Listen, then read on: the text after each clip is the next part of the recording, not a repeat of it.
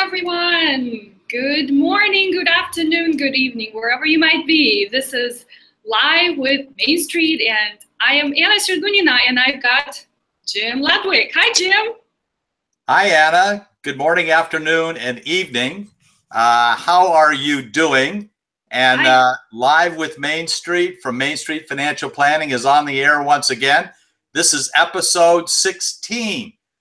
What's our topic?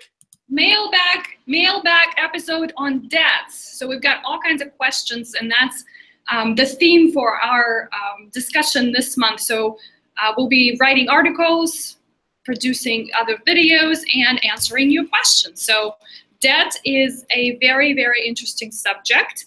But what I want to remind you that we live in an economic world, and unfortunately we cannot live without debt. But what we'd like to teach you is that debt is not always bad, right?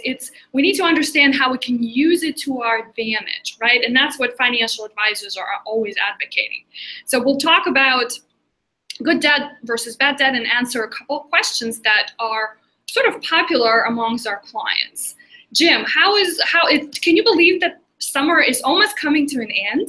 And it's ridiculously hot here in San Francisco. It's almost 100 degrees. Oh, Anna, that's right. Well, you know, since I'm broadcasting from Las Vegas, I sympathize with you a little bit. No, right. Well, Las Vegas people are used to that kind of weather. San Francisco, you're supposed to be cold in the 65-degree weather, but unfortunately not. You know, I think it's the climate change because, you know, look what's happening with the weather. So, well, let's get to our questions, right? Enough with the weather. We're excited to be here.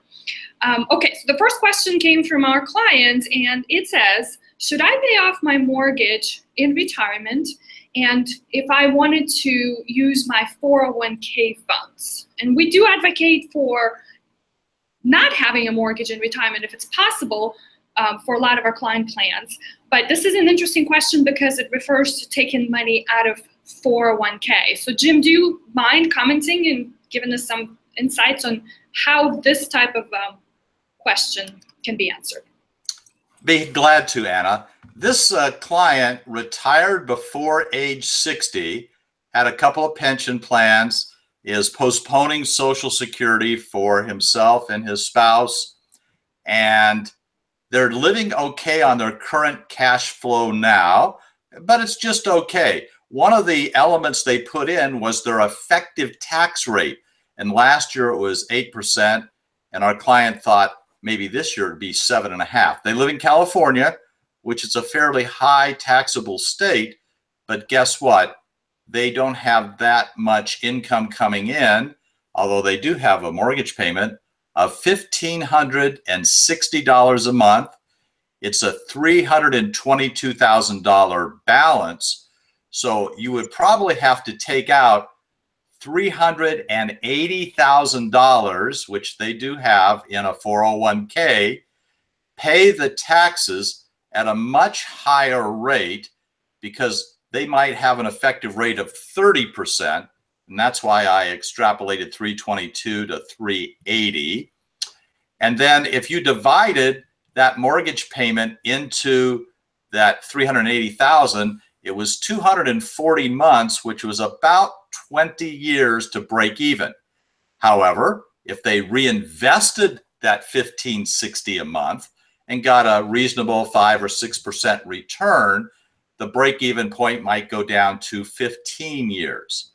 What it does allow somebody to do when they pay off the whole thing with a retirement account is to increase their cash flow by $1,560 a month, and then they have to judge whether that increased cash flow helps with a quality of life because they live in a nice place like Santa Barbara, California, where having more disposable income might be a really effective earlier retirement.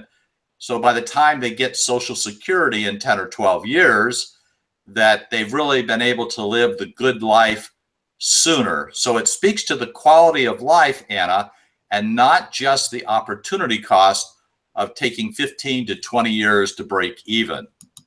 Right, and we definitely support the quality of life, because we can always argue that let's say your mortgage is at 4%, and we can say, well, if you pay that off, that's the kind of interest you can realize, right? That's the return. You pay that off, and that's the return on your investment per se. But then you look on the other side, what you were just discussing, more important than that return you're going to realize. So there's a little bit of art to this question, right? It's not a straight numbers calculation, and but it comes up a lot for most of our clients, right? Should we have a mortgage or not? Should we pay it off in retirement? Right, and they may be in a situation that they're close to using the standard deduction because their interest rate on their home mortgage is only 3.375%. So they're not generating that much interest expense to use in write-offs. They have reasonable property taxes, and they have some obviously some state income tax, but that's pretty low to write off on the federal return. So this could put them in standard deduction, and actually that may improve their tax situation. They end up with more money, because if you have significantly less than what the standard deduction is, you're money ahead.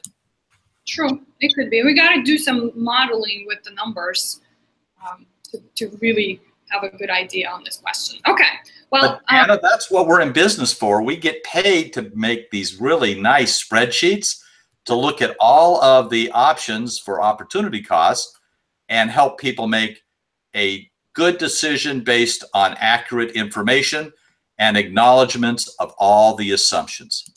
That is true, Jim. Exactly. Thank you for reminding me why what are we doing here today? Okay, question number 2. Can I borrow against annuities on my retirement accounts? Are you expecting me to answer all the questions today, Anna? Or am I have to answer the tough ones? You are on the hot seat today. Okay. Well, lenders are prohibited from using retirement accounts as security for loans. So I think I know this is a retired client also, and they're thinking, gee, if I take a big chunk of money out of my retirement account, I'm going to pay taxes. I might go into a higher tax bracket. If I could borrow against it, the impact is going to be lower on me as a holistic, but it's precluded from doing that. So you can't borrow against an annuity, and you can't borrow against a retirement account, because that's prohibited for normal lenders. Now, if someone was an unscrupulous lender, however, if you went to somebody who's unscrupulous but not regulated, then you're probably going to pay a much higher interest rate. So that's not a good strategy either. But can I comment something? I don't want you to feel bad that you're answering all the questions. You can borrow from a 401k or another type of retirement account that you are active participant in, because we do have a lot of clients who are still working in retirement, right? So a good example is Jim Ludwig, right? That's semi-retired phase. So if I just want to make that clear, because definitely once you retire and you're not actively participating in a 401k type of a plan, then yes, the answer is you cannot borrow. But if you're actively participating, then sure, there are provisions in those plans that will allow you to borrow. But the minute you retire, all of that has to be paid back. So and anything, Anna, that has the name individual retirement account, SEP IRA, simple IRA, IRA, Roth IRA. There's no borrowing. So then you start looking at the options. And what Jim was discussing in the first question, what's the tax consequence, right, for taking funds out of those accounts? So, all right. Now, this also comes up a lot: good debt versus bad debt, right? But before I kind of dive into what's the difference, and we have a couple of suggestions of how to think of it. But what is debt, right? And I like looking up definitions. I think I mentioned this once before, because once you understand what a word means, I think you can apply it better. So a debt is the amount of money borrowed by one party from another, right? It could be from a financial institution. I can borrow $10 from Jim today, or $100, something like that. So, and when you look at debt and start thinking of it in terms of good versus bad, and I don't think many people do that, you start realizing is that, or at least we want you to start realizing that debt is a tool, right? And it's frequently used to accomplish a certain goal. And so businesses, corporations use debt a lot for various reasons, to grow, to expand. And so do individuals, right? Or to buy something that they can't quite buy because they don't have enough assets. Now, we start getting into sort of everyday kind of consumption and spending. That's where that good debt versus bad debt becomes more important. And so what I want you to understand the difference between the two. Now, this is how I view good debt versus bad debt. Good debt helps you generate income and it increases your net worth. Now, Jim mentioned to me before we were getting ready for this episode that he had interviewed Liz Weston, and she had some suggestions that regarding interest rates. I never really focused on interest rates that you're paying on the debt, or interest you're paying on the debt. But Jim, didn't you say it was 9%? Well, anything?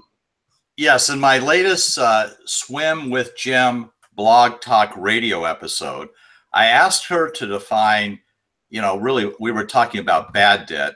And she basically said, 9 or 10% and above is usually looked at as bad debt because on an opportunity cost basis, you can't go someplace else with an investment and on an after-tax basis end up with 9 or 10%.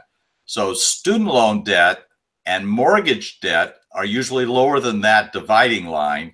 Credit cards and store accounts and, borrowing from payday lenders, those kind of things are higher, and that would be considered bad debt. But it's based on the interest that you're paying to somebody else versus what you could get in your own investments or savings. Right. And that's good. That's that clear distinction. Does this debt help you get further ahead? Yes, you could argue that maybe you need to borrow money, to, let's say, to buy a house. I mean, but that's a mortgage. So in the case of an example with credit cards, that's to me is not an example of a good debt, because that's just things that you may not need. Also, something to put out there: when you use debt to buy depreciating assets, okay, that right there doesn't make any sense. So a car is a good example of a depreciating asset. I know many people will not like me for that, but that's the fact, right? The minute you drive off the dealership lot, it goes down in value, but you still owe what you just signed that note for. So you have to think about how far could you get with borrowing money, because that's what debt is for, is to leverage, to use other people's money. Business ownership is another good example of a good debt. Real estate investing, right? That is frequently used in investing in real estate. So next time, think about, or when you're going over your financial statement, what kind of debt do you have? And sort of a follow-up question to that is, what should you focus on paying first, right? And if you can sort of lead by eliminating bad debts first, then you're going to end up with maybe having no debts at all, and then, or your good debts are still around, which are maybe potentially giving you some write-offs on your tax returns and getting you further ahead, right? Either by, if it's a student loans, hopefully you've got the education, if it's a ownership in the business, or if it's real estate investing. So that's how we would define bad debt versus good debt. Do we have any more comments, Jim? Those are all of our questions for this episode. Well, I did get a question, a Friday question.